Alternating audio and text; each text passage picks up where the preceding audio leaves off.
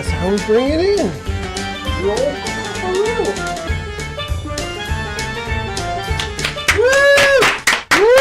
Welcome. Yeah. Welcome. We are Facebook Live. Welcome to Twi'lek Talk, a Star Wars podcast where us three, including Greedo, cannot get enough of the blue milk. Greedo. I am Old Ben. And you are... Darth Dylan.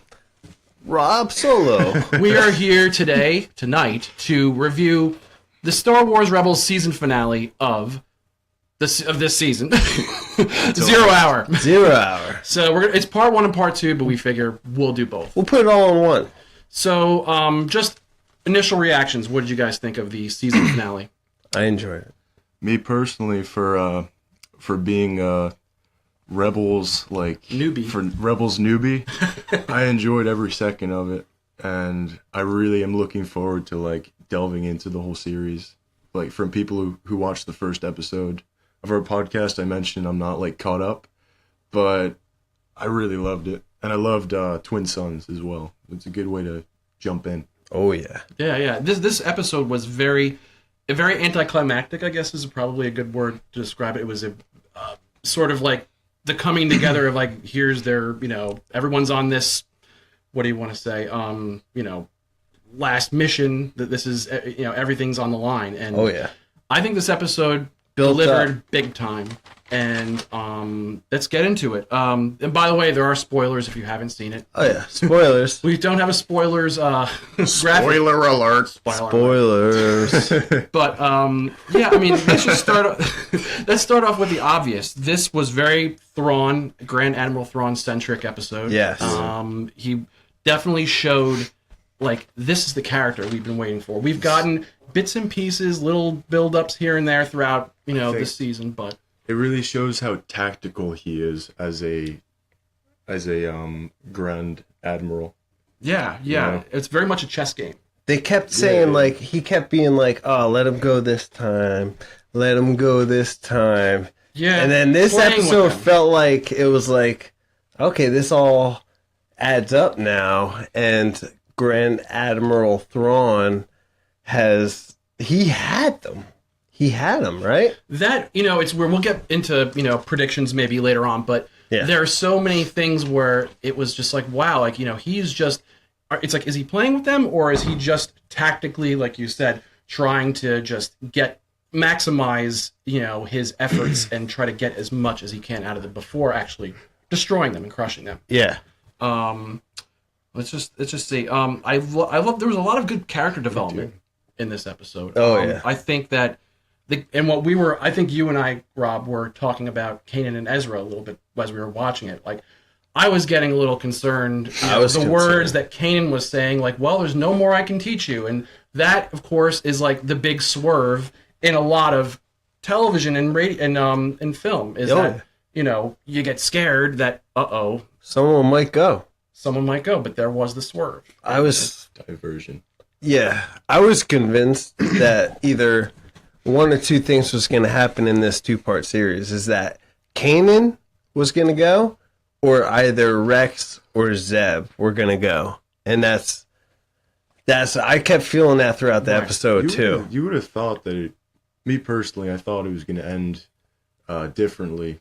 After, I feel with Rogue One, it kind of set the bar for a happy ending in the films, really anything can go with justice to serve a purpose, and I thought something was going to happen, maybe somebody would have sacrificed themselves, and we did have a sacrifice at one point, but we did, which is pretty Sato.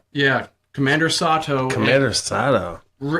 sacrificed himself along with his crew. Whoa. Which is pretty crazy moment. But, cool, right? And took down Constantine and his Star Destroyer, but in turn killing Constantine, yes, who defied orders and who defied Thrawn. Yes, you don't do that.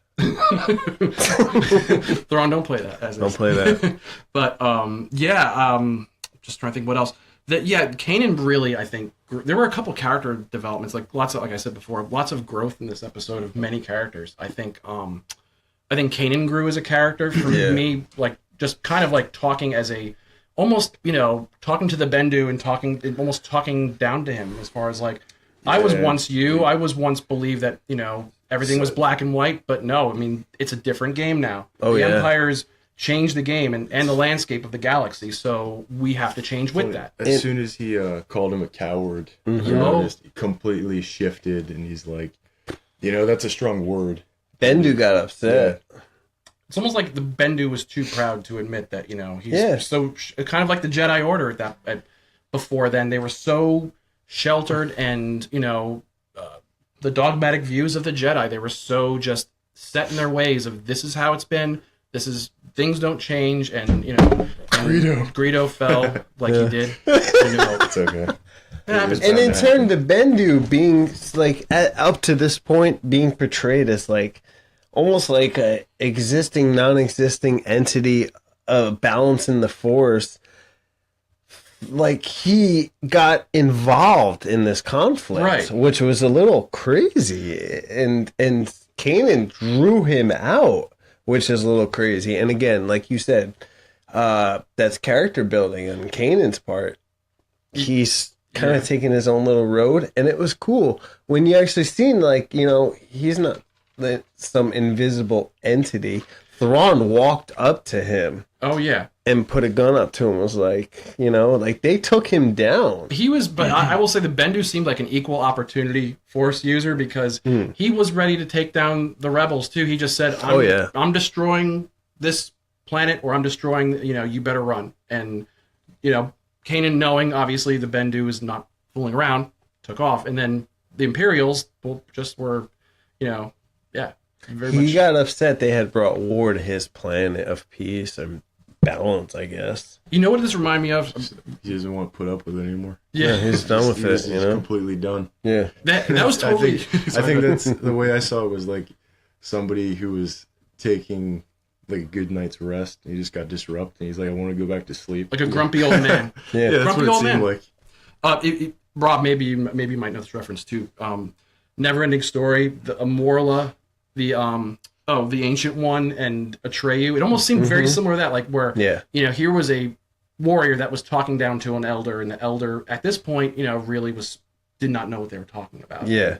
Had to be enlightened by someone that was been out in the world. But I really like the Bendu as far as, but it really now you really think like, well, they're gonna have season 4. Where does the Bendu go from here? Does the Bendu sort of just fade into existence? Because they kind of left it ambiguous as far as what happened to him, because Thrawn shot him, but we were all kind of like, we didn't know what was going to happen with that ending. And even me, like, not knowing the rest of the series, even you guys were kind of appalled by that, like what any of it meant. He pulled an Obi-Wan. Yeah, he disappeared. He disappeared. Yeah, he wasn't. Yeah, I had a theory he was sucked into. Did he become a Force ghost? Like, what's going on with that? Can a Bendu be a Force ghost? It's a good question. Write us now and let us know what you think. Can a Bendu be a Force ghost? What's the deal with these Force ghosts? That's my question. But it was very much that was really cool how he interjected himself. Maybe talk a little bit about the blockade and how they were able to break through it, and how the rebels were able to outsmart Thrawn to a degree. In a sense, through help though with Shadow. Yeah, it was a lot of just mistakes for most of it. Yeah, I think I call it the Sato sacrifice. The double S. You heard it first. Red carpet Rob. If it wasn't for Sato, Ezra could not have blasted off. And you know what? Even after he blasted off into hyperspace, got to a place where he was able to contact Mon Mothma, she refused aid. Kind of mirroring what would happen 2 years later with Rogue One. What's up with Mon Mothma refusing aid? Well, she's trying to play the long game, I guess. She's trying to, you know what I mean? I mean, yeah, that's the only... Is that working?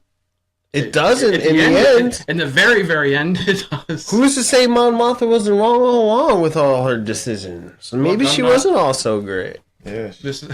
If you guys look at her track record, it's not great.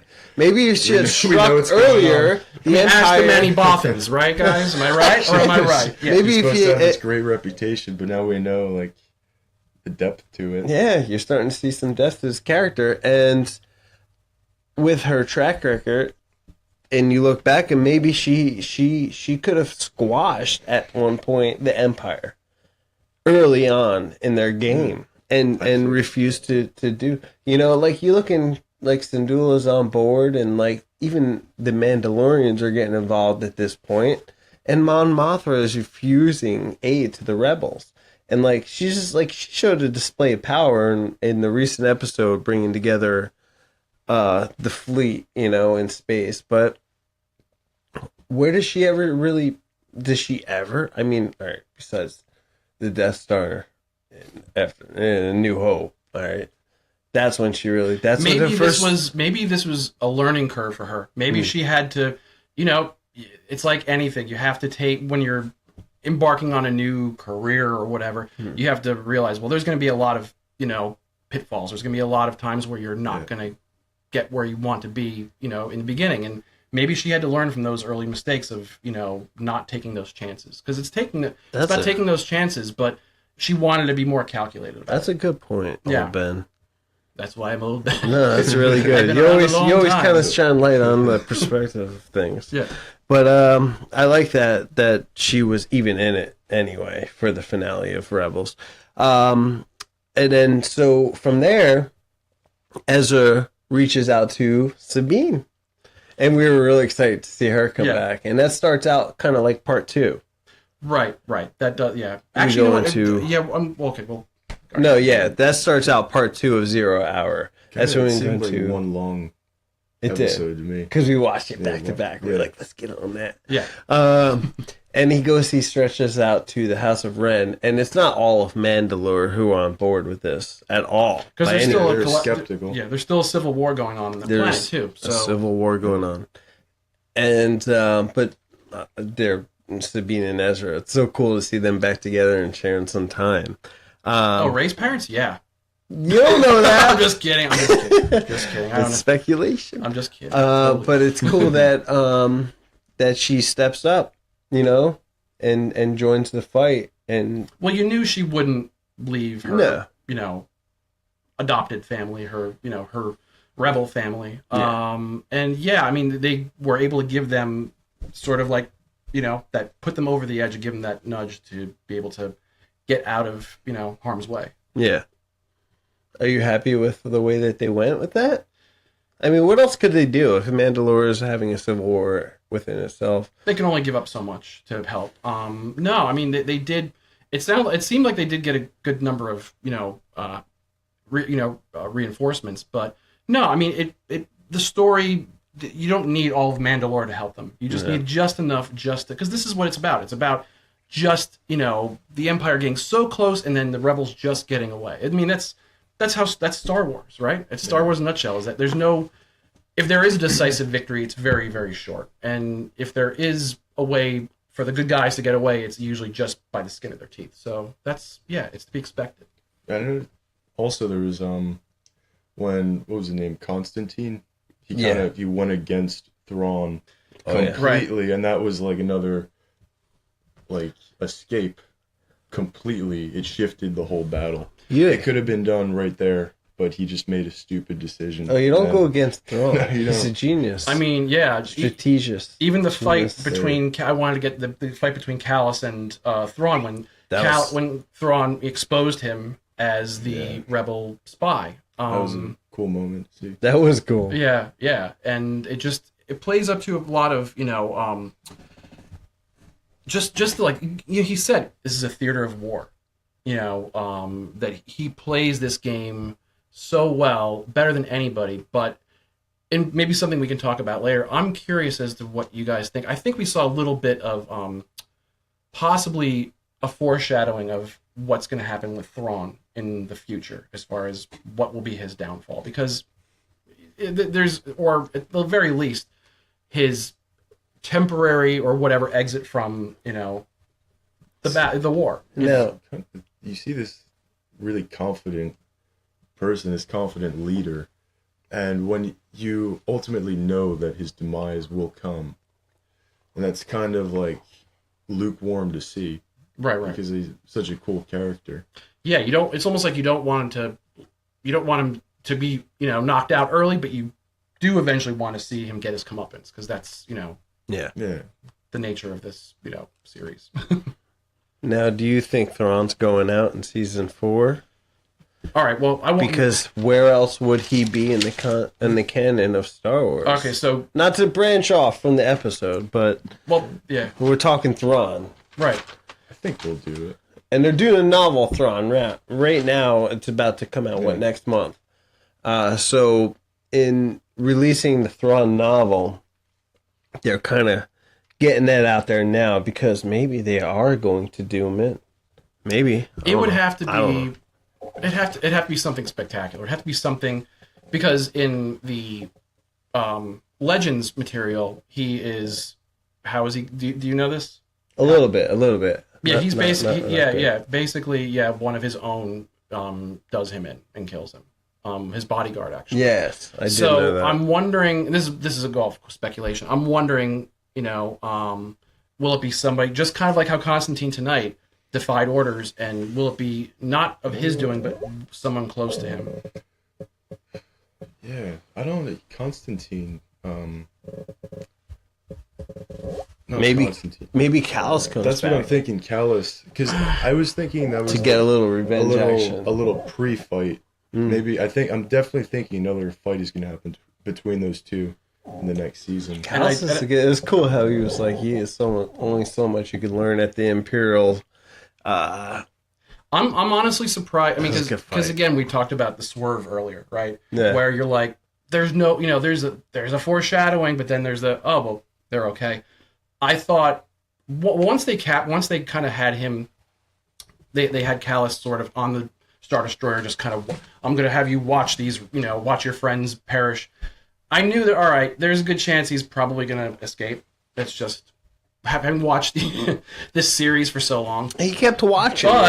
There was a moment for me watching him after he jettisoned out of the escape pod. I'm like, could he? This might. I don't know. I don't know if the Ghost Crew's gonna be able to. Is it gonna be one of those? They're just gonna. Oh yeah, when they pick him up then and there. I thought that was. I had that feeling too close too, for Ben. I was feeling that too. I was like, he might get shot out, and it's like you think he's getting away for a second, and I would have been all right with that. But it was interesting because part of me wondered. Yeah. Part of me wondered, like, is his story kind of over? Because his main, goal, or his main, job in this series was to feed the rebels, intel, as was going along from the Empire.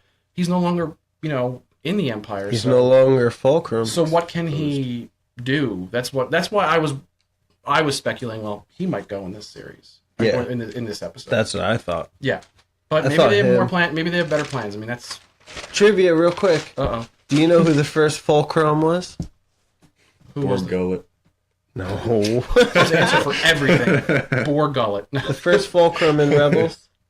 Who was it? Come on, it's easy. Is it Ahsoka? Yeah. Yeah, I'll do that. Ahsoka. Oh my God, that's hard. He's got. So yeah, I thought Callus was done for. I really did. I'm with you on that. I thought he was done for. But I also thought Rex or Zeb was done for at one moment in this finale. What did you think about the ceasefire section? That was when they let them run back to it just I think it really shows that Adelon. Yeah, it shows he's not one for an easy victory. No, he's been doing that this whole series though. That's the thing. Yeah. He's been playing. He's looking at the mouse. He's looking at the bigger. He's looking at the bigger picture. Yeah, because he knows if he ended it right there would be a lot more. to delve into. And the big picture is to capture the leadership, the Mon Mothma, and the He's aiming big. This Thrawn character. And apparently, Kanan joked about, it was funny when Kanan was joking about Thrawn trying to kill them this time because he's been building up for so long and letting them get away. There was a lot of let them go. The whole season, that's what really, and a lot of people I think were kind of anxious about this episode because it was a lot of, starts and stops throughout the season, like as far as Thrawn having the rebels cornered, then something happens. Well, let them go. Yeah, I got what I wanted, and that's a smart tactician. That's a person that's playing the long game, as I said, and I will say there was the best quote I think out of this whole episode was when the Bendu and Thrawn were sort of having their conversation at the end, where he said something like, I have to read this. The Bendu said, "You cannot see, but I can," and he said, "I see your defeat, like many arms surrounding you in a cold embrace." What does that mean? What does that mean? That's a good question. What does I thought you guys knew what that meant. No, that's like a mystery. Is he going to end up on Hoth? I mean, and they're going to just like... Oh, yeah. I don't know. I'm just kidding. Cold defeat. I'm just thinking he's going down in a ship at some point. That's what I was as much thinking. as I don't... I'm kind of divided on it. That was good, though. Because as much as I'm like, eventually you can't have the bad guy, move on. I mean, like, there's got to be an explanation if he's not in the original trilogy. The only thing I can think of is that he goes back to the Outer Rim. I can't wait. Oh, that's a really good little take. I can't wait to see like people break that phrase alone down on like the internet. Yeah. What does that mean? Because that basically they are giving a little Easter egg there of Thrawn's demise. Yeah. They are. Yeah. And I'm just curious what, cause, so cool. Yeah. I like that. The Bendu. What is the Bendu? I don't know. The Bendu gets crazy, right? Bendu's been in it since the beginning of season 3. And the Bendu claims to be the balance of the light and the dark, but none of the above. What does that even mean? Gray. Oh, great. I think it's well, again, you just said it. I think it's a, because again, they're speculating about future Force users within like the film, and within the future of Star Wars now, is that there is this talk about being a lot more gray, and it's not as black and white because I think that's their way of bringing that in. You think they're doing it through Rebels? I think they might be. Doing it through all the canon? When I was watching it, that's all I could think of. I knew they were talking about it, like bringing it in. Well, it's like, I think they're trying to mirror what's going on. I mean, it's because it's like a kind of gray world we live in now. Yeah. And having a black and white good guy versus bad guy kind of thing is, okay. I mean, it works, but it's having this sort of, well, I don't know. I mean, Ben Solo is, or Kylo Ren is a perfect example of that. Yeah. Unstable, but I don't know what I am, and I'm... Yeah, that too. Yeah, that and conflict. Possibly Rey, too. Yeah. Mm-hmm. So, not to get off of the Rebels review, but... Yeah, I'm just saying. Can't exclude her, because she looked like she was tapping into the dark side at some points. Yeah. That's what it seemed like. But, What did you guys think of the, I have a quote I thought it was pretty cool. Throw this traitor out the airlock. And then he completely... I knew that was coming, right? No, yeah. When Calloused, he gets in the elevator with the two stormtroopers. There's a quick smile. Classic. That little look he gives, right? And you knew he was taking them out. That's so cool. When they open the elevator, he's uncuffing himself. Yeah. He's cool, right? I like him. He grew on you in just this little episode. He's cool. You should see him in the rest of the season. But what's cool about him, too, is he's like... It's like he's an upper Imperial officer, but he's a warrior, too. Yeah. He's not like... He's not one of these, I'll just kind of rest on my laurels and order people around. He's one of those frontline kind of guys. And that's why I think it's going to be really cool to see him operating. And I'm wondering how he's going to, be able to work together with the Rebels and everything. I mean, obviously he's done a great job with that. And him and Zeb, are cool, but I'm just wondering. I mean, it's definitely going to be maybe an adjustment for him. Who knows? I could see him and Zeb and Rex all just kind of chilling out and shooting TIE fighters. I mean, TIE fighters. Drinking some blue milk. Throwing a few back at the at the cantina bar. Yeah. I like it. I like where it's going.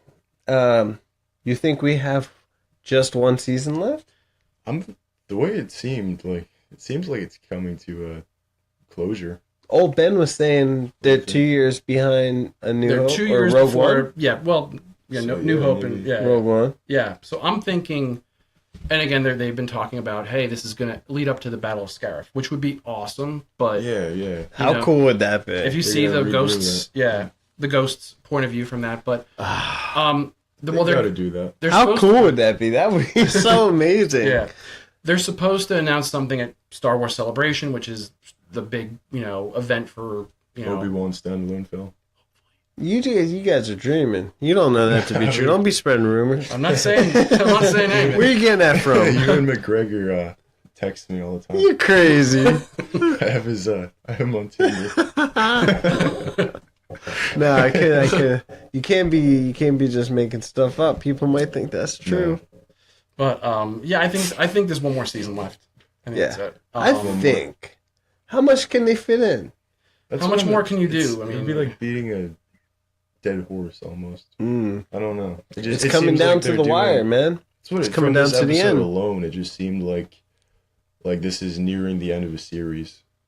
It does. Like, you know how you go back and watch like the second to last season of a show, you just know it's like gonna be over soon. That's what it seemed like this episode. And if it is the last season, they've got a lot of things they have to wrap up. They've got a lot of stories because there's got to be a lot of, again, keep on going back to it, but a lot of these characters don't show up later on. So far as we know, in Ezra looked like he was leaning real light side lately. I'm wondering, he's got to die, right? The death of Ezra. Better than Ezra. He's got to go, right? I think with Maul out of the picture, I think that there's probably a good chance that he's, what would his reason be to turn to the dark side? He ain't rolling with Vader. The one thing I'm thinking too is that, if he were to go back and, turn to the dark side, he goes to Vader. What's the first thing he's going to tell Vader? I know where General Kenobi is. Yeah. So I think that's out of the picture. Yeah. Oh, you do. So yeah, maybe A New Hope isn't canon. Don't tell them that. When Kanan came at those AT-ATs, didn't that seem like some Luke Skywalker type stuff? It reminded me of his fighting style. It did, right? Like he was cutting down. Like he was cutting them down. Like a tree trunk. Like, yeah. That was I thought that was really cool. Parts of the episode that was really cool.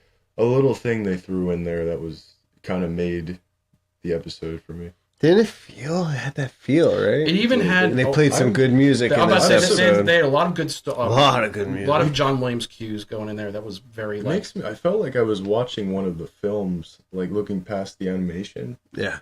It felt really good. And when I first looked into Rebels, I couldn't really get past the animation. I feel like the same thing went for the Clone Wars. But they really upped their game. Yeah. And they... just like a series. It's a great series. It's cinematic. It's coming to a point where you're feeling... I think they're doing this on purpose, where it has that A New Hope type feeling. You know what I mean? Like, coming in, like they're playing some of that music, and you're coming to that time period in the timeline, and I think they're starting to show that. More and more. They realize, more too, and more. that it's not... that they need to... get the audience up to speed with that, because we're getting closer and closer to that time period. Yeah. And they're doing a great job. Even you're mentioning the music, even the visuals, they're just giving you that really good, kind of, I'm waiting to see, the base on Yavin 4. And I think that's going to be definitely play a big part. You think they're going to show that in Rebels? They have to show that. Didn't they say that they were going to be at some point? I know Yavin 4 was mentioned at some point. Whoa, you just blew my mind, old Ben. Like the Death Star. I didn't think that, but you know what? It would make sense if they're going up to the Battle of Scarif. Scarif. How you say it? Scarif. See, I've heard people say it different ways. Scarif. So if they're going up to the Battle of Scarif after Borgullet dies, then... Oh, no, it's not happening. He's not going to die. Oh, he dies. They're making a film. No, he's done. Are they going to show Yavin 4 in Rebels? They have to. They have to. They've shown Tatooine. They didn't show Mustafar. No. I'm imagining that. Never mind. Rogue One. They didn't show Mustafar. Yeah. Well, they've shown a lot of familiar, places and things, and made, or at the very least, made mention of them. So, yeah, I mean that makes sense. Yavin 4 would have to, especially if they're going to be leading up to Scarif, you've got to show, got to show it. I'm trying to think. Did they show Mustafar at any point in Rebels? No, they didn't. Right? I just, yeah. They showed in Clone Wars? No. All right. It's an exclusive planet. It's pretty hot. They showed it in Rogue One. It's too fiery for the rest of it. They showed it in Rogue One, though. Yeah. That was cool. I like that for like a split second. It seemed like. Don't choke on your aspirations. Don't choke on your aspirations. That's pretty good, Darth Dylan. That's why we call you Darth Dylan, see? You actually don't know I'm James Earl Jones. You might be the new James Earl Jones. After he's Maybe we can get you in the animated series. That's pretty good. Yeah. Maybe. There was one other quote that I saw that Kanan had at the very end where I was, and again, I'm all about like reading into quotes. I'm gonna start calling him Kanan the Wise. He's good. He's reached that point. You ever heard of Kanan the Wise? Do it. Do it. He said, he basically said, he goes, I see a future for us after a future where we're all free. Yeah. And I'm wondering if he's seeing a premonition of just the Ghost Crew or him, or he's just seeing like, after Return of the Jedi, where, after, Anakin, who's the chosen one, by the way, not Luke. Oh. Yeah, but he's not around for that time period. Yeah. Oh no. Yeah. That's what I'm thinking. I'm thinking he's seeing into the future because he does seem to have a good connection to seeing things. At least that's what they've kind of pointed at with this character. Is that he's a good kind of aptitude for seeing things in the future. Okay. Yeah. So that was a really good. There were a lot. This episode, I don't know, maybe to kind of start to wind it down a little bit. Yeah, this episode really was. It was not as impactful for me as Twin Sons. Yeah, because you're old Ben. You're old Ben. I finally got a pop this. You had an ego trip. Yes. Well, take down a couple. But I think this was a really solid, edge of your seat kind of episode where there were sacrifice. The rebels definitely did not win this war, but they consider the war, the Battle of Scarif to be the first real victory for the rebels. So you knew that this was not going to be. So you knew it wasn't, right? Yeah. I thought that going in. I'm like, it can't be a huge win by any means because they really focused on the Battle of Scarif as being the first win for the rebels. Yeah. Yeah, so it's going to happen. But it was cool. I'm glad everyone we love got out alive. So far, well, yes, but what? So far, we get another season of these characters, which is pretty cool. There's no one I want to see die. No. We lost. It was cool to see General Dodonna. And it was good to see Sato, but like Sato dying wasn't an impact. We're not that attached to that character by any means. Yeah. I thought we might lose a significant character in the finale tonight. I'm kind of glad we didn't. I can sleep well tonight. No more night terrors. Yeah. Knowing that Ahsoka's somewhere out I'm going to cuddle with my pillow, me and Ahsoka, and walk amongst the Astros. Yeah. He endorses them. But can't you agree? Like, did you think someone was going out? I thought someone was going to die. Yeah? I keep saying that. I'm coming in. I thought this was going to be like an episode where we'd see like the demise of like a popular character. I don't know who I was thinking was going to go out. Maybe somebody a bit smaller. None of the main cast, like Ezra or... I thought Zeb or Rex might go. Yeah. There's part of me that's wondering too, again, so much plays into marketing and figures and stuff like that. You're wondering, well, maybe let's just keep them around for one more season if that's the last season so we can make some more figures. Yeah. I don't know. Yeah, and the marketing I'm just supposing. standpoint. But no, yeah. Overall, nobody's making Sato figures, right? No, not anymore. If they ever did.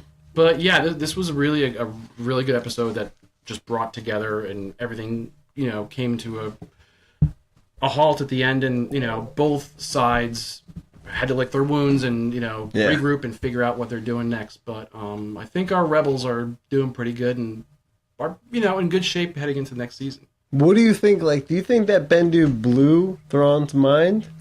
I think Thrawn's like, what the hell? I think this could have either opened up his mind to the fact that there are there are forces out there that are not, because he seems to be very, it's this, it's that, this is how this is done, and maybe encountering a mystical figure that even Kanan still has trouble wrapping his head around it. Maybe this kind of opened up his eyes to be like, wow, there's other things out there that are not just. There's definitely a moment there where Thrawn was like very shocked and appalled by what he was witnessing. When he went to go shoot him and he just disappeared, you could really tell that Thrawn was like, oh no, this isn't going to be good. I thought maybe he would just wrap himself in a robe and go worship at some ancient temple somewhere after seeing that shit.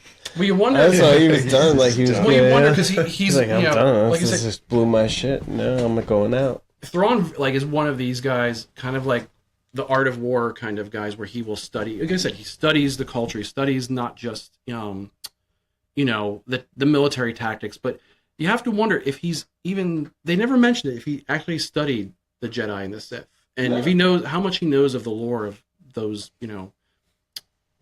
organizations. So how much does he know? But maybe he will now. He must know. He studies everything. Yeah. He studies the art. He's even talking about the art in this episode, where he's like, oh, the Donna is sending a signal from here, and Fulcrum is sending a signal from here, and he interacts, and he's like, there's more to it. He's breaking stuff. He's pretty genius as a. But I'm just thinking, like, Force users. The Force is something that might be not out of his,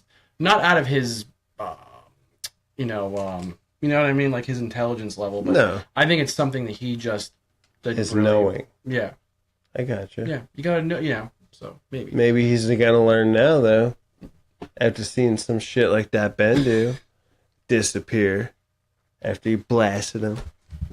You shouldn't have blasted him. You shouldn't have blasted him. I think maybe bad voodoo. Don't make the Bendu. He could have gotten on his side. He could have. Could have persuaded him, called him a coward. He could have said a number of things. You were not a coward. He had to shoot at him. Anything you guys want to add to this review? It was a good season finale. Personally, I really enjoyed Twin Suns because it was an episode where I think anyone could just jump in and really enjoy. Yeah. Because they bring back Darth Maul, which is a fan favorite, and Old Ben. It was the first time in Rebels, right? Yeah. Yeah. So yeah. For the first time, right? Well, we've seen him in holograms. But that's young Ben. Younger, yeah. Yeah, young. But I thought it was just really cool to see a glimpse into what he's doing on Tatooine. And it's really what we were talking about. Marshmallows. Yeah, it's what we were talking about with the standalone film. It was like a little glimpse at that, like what it might be like. It very well could be. And whoa! You guys are jumping to conclusions. Listen. We're not getting a We know you want. film. We know you want the Boba Fett film. So I don't really want the Boba Fett film. Okay. Twin Suns, I think I enjoyed a little bit more than tonight's episode, just because I'm not fully caught up. Yeah. But I think the effect of the episode was very good for it being just Rebels and not anything else. Like the series itself, it's a good example of what Rebels is. And it's really cool to see. And you like it, Darth Dillon?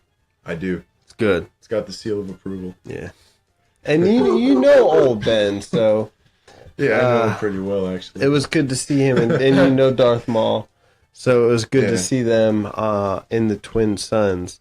So me and Old Ben, Twi'lek Talk, old Ben. Whoa. Drank too much blue milk. the We're gonna have to card you, buddy. We're gonna have to take some of those credits away from you. That bantha milk will grab you by the boo-boo. But Peppermint. me and old Ben knowing these characters because we've been following Rebels for quite some time. Yeah, it must be really cool for you guys to see. Yeah. It was a good time. I like the finale. I'm looking forward to season 4. I think we're gonna get crazy with it. Who knows? Well, I mean, there's with Celebration coming up, there's a very good chance they're going to have a trailer for season 4, and we'll get a glimpses to what is going to be in it. So, yeah, I say we're getting a trailer for season 4 at the Celebration, April 14th, 15th, 16th.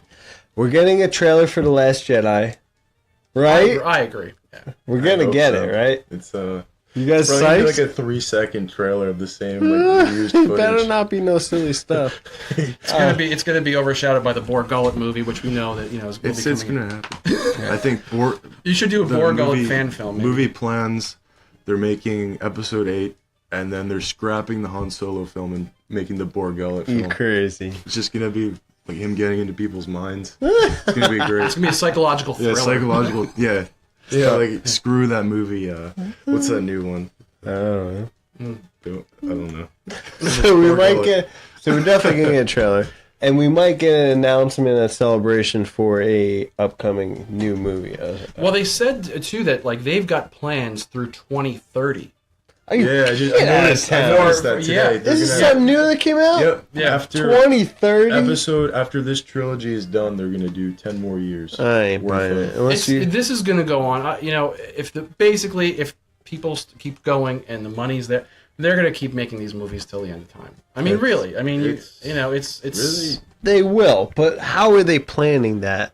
They change it up a year before it's coming out. There's no way they can know what's going to happen by 2030. They can't be setting out movies. You know what I mean? Well, it might be tentative plans. It might be, 10, 11, and 12 are going to be this year, and this year. And there's going to be, I'm thinking after episode 9 is done, which would be the end this current, trilogy. Yeah. Mm-hmm. I think there's going to be a break, and they're just going to have maybe a couple years of standalones. Because you're going to have to, fill the gap and keep the, public's interest, going with it. But, yeah. Do you guys think we're going to get an animation announcement at Celebration for a new possible animated series? Now that Rebels is most likely coming to an end. It's got to come to an end, right? Yeah. I don't know if it's going to be this Celebration. Just only because they still got a whole new season they're going to be doing. Well, and that would kind of hamper the momentum of the trailer. Rebels. Yeah, I think it would slow down the momentum of Rebels. It would be kind of like, we're putting out this way cooler series than Good point, Dark Rebels. Dylan. I didn't think of it like that. Yeah. Always tapping in the dark side. But yeah. Check us out at Twi'lek Talk on Facebook, Twi'lek Talk Podcast on Facebook, YouTube, Twitter, and email us at Twi'lekTalkPodcast@gmail.com. Anything you guys want to add before we head out? Nothing to add at all. It's been great. It was a good finale of Rebels, and I look forward to when do we get another season? We gotta wait for like a year or something? Probably the fall. Word to the bird. At least we can look forward to Celebration. Yeah. Which is coming soon. Celebration. Oh yeah, it's almost April. It's crazy. It's April soon. March 25th. It's almost April. April 1st. Hope we get a trailer of all sorts. But, all right. I guess we'll be signing off. Thanks for tuning in. This is Twi'lek Talk, a Star Wars podcast. Yo. I'm old Ben. Darth Dylan, baby! I'm Rob Solo. Blowing up dogs like the Death Star. Oh.